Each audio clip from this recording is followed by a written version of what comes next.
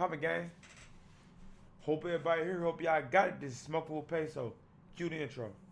Walk up on them with that boom and let them have it. Come here, nigga. These niggas pussy.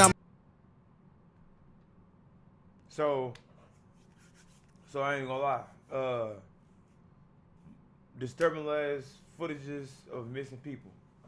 I don't know if that mean that they cases get solved, don't get solved. But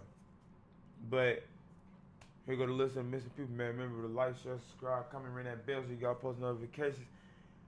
Y'all know we don't like to waste too much time. Peso gang, man. Let's get it. Sophia McKenna. On the night of May 27, 2018, 20-year-old Spencer Mugford met up with his friend Sophia McKenna in the parking lot of the University of Connecticut Avery Point, where Spencer was a student. At the time, Sophia was in a toxic and abusive relationship with a guy named Austin Cordova, which had gotten worse in the months leading up to that night in May. According to Sophia's mom, Austin was seeing someone else while he was still dating Sophia, after which Sophia also decided to date other guys. When Austin found out, he went to Sophia's apartment and tried to kick down the door, allegedly threatening to end her life. It was after this incident that Sophia started to spend a lot of her time around Spencer Mugford, whom she had met while working at a local spa. They dated for a while, but it didn't take long before they decided to go back to just being friends. A couple of weeks later, Spencer took on another job on a charter boat, taking people out on the water for half-day fishing trips. That night in May, Spencer and Sophia met at the parking lot and got in a mastless sailboat they took from the university campus and headed toward the New London Ledge Lighthouse, a popular tourist attraction in Connecticut that's known as one of the creepiest buildings in the state. A little after 1 a.m., Sophia used Spencer's phone to upload a video to his Snapchat story, where he can be seen paddling on the water aboard the tiny mastless sailboat. Yo, where? Nope. See? Big P don't do stuff like that. They're in the middle of the ocean at night, going somewhere that's supposed to be abandoned or.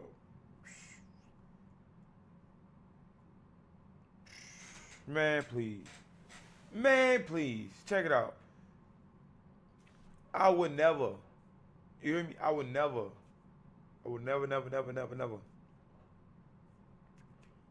go in the middle of the ocean on a little bitty paddle boat with one other person going to an abandoned place at night.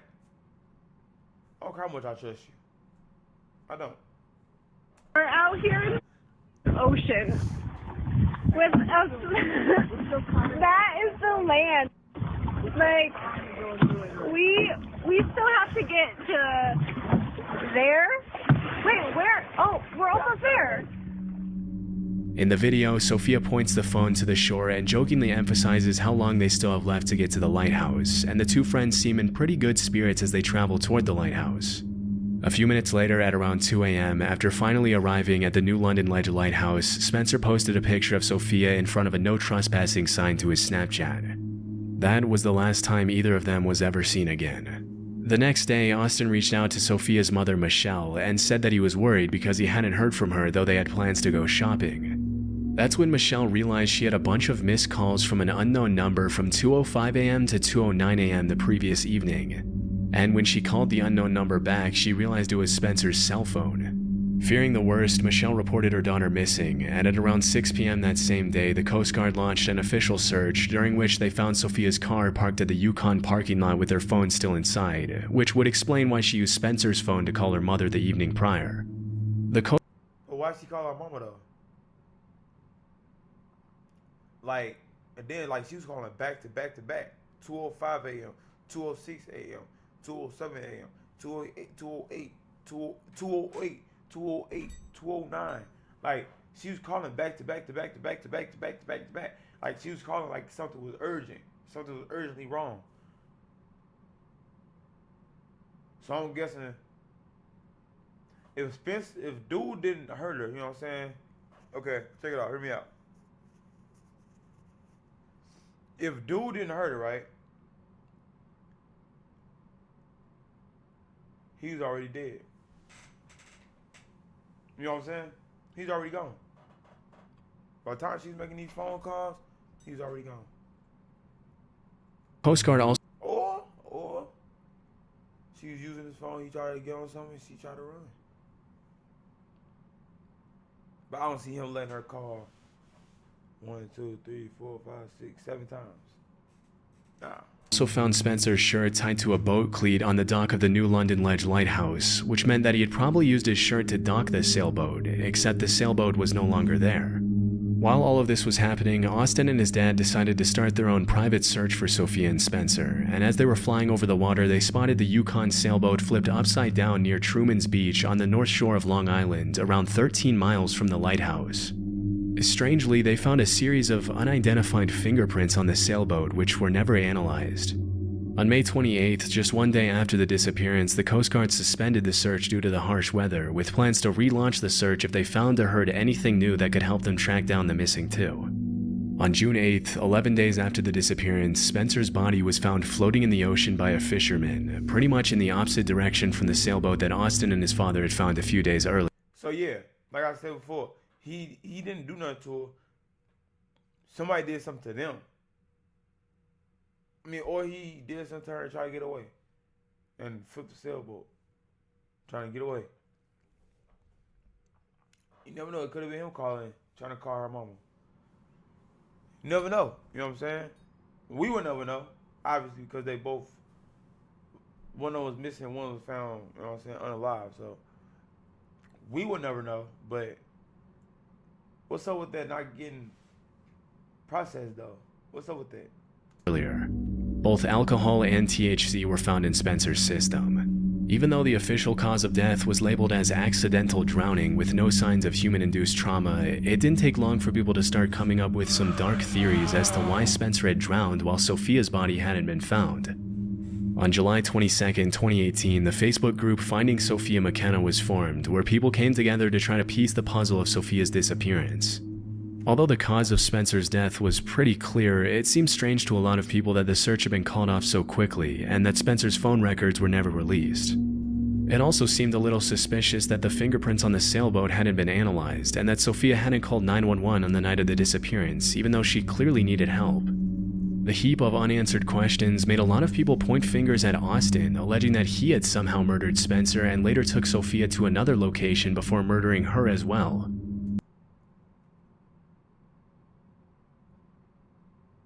Is that the abusive ex? Or abusive boyfriend or whatever? That's possible. That is very, very possible, actually. But the only thing that don't make that plausible is how would he would have been able to follow them all the way out to this lighthouse without them noticing?